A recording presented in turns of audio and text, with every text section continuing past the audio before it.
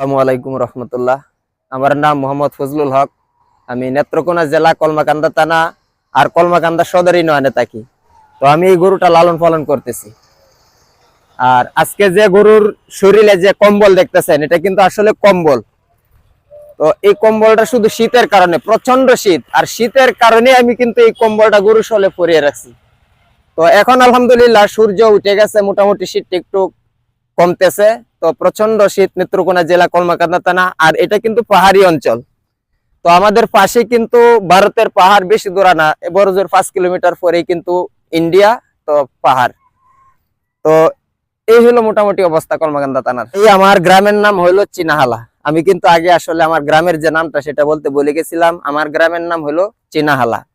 তো আসলে এই গরুটা আমি কিনছি মাত্র 15 দিন সময় হয়েছে। তো 15 দিন আগে আমি কিনছি এই গরুটা 53,500 টাকা দিয়ে। তো 53,500 টাকা দিয়ে আমার এই গরুটা কিনা। তো এই গরুটা আসলে আমি কিনছি যাতে আমার কিছু উপার্জন হয়, বিক্রি করে পরবর্তীতে যাতে লাভ হয়, এই জন্য কিনা। কিন্তু ভাই, বর্তমান পরিস্থিতিতে আমাদের অবস্থা এরকম, আমরা এই যে ধানের যে গল্লা আছে, প্রত্যেকটা গল্লা কিনতে আমাদের লাগে 6 থেকে 7 টাকা, 8 টাকা পর্যন্ত। তো আমরা কৃষক যারা, আমরা কিন্তু অনেক কষ্টে আছি। তো এই জন্য আজকে আমি একটু এরকম ভাবে চেষ্টা করতেছি যাতে এরকম ভাবে ঘাস পানি খাওয়ানোর জন্য, আবার ঘাসও বন্ধে নাই, অর্থাৎ প্রতির জায়গা নাই। তো এই হলো মোটামুটি আমাদের অবস্থা কৃষকের। আমরা অনেক পরিশ্রমী, আমরা অনেক পরিশ্রম করি। তো আমাদের আয়ের উৎস একেবারেই নাই, বর্তমানে কোনো কাজ কাম নাই।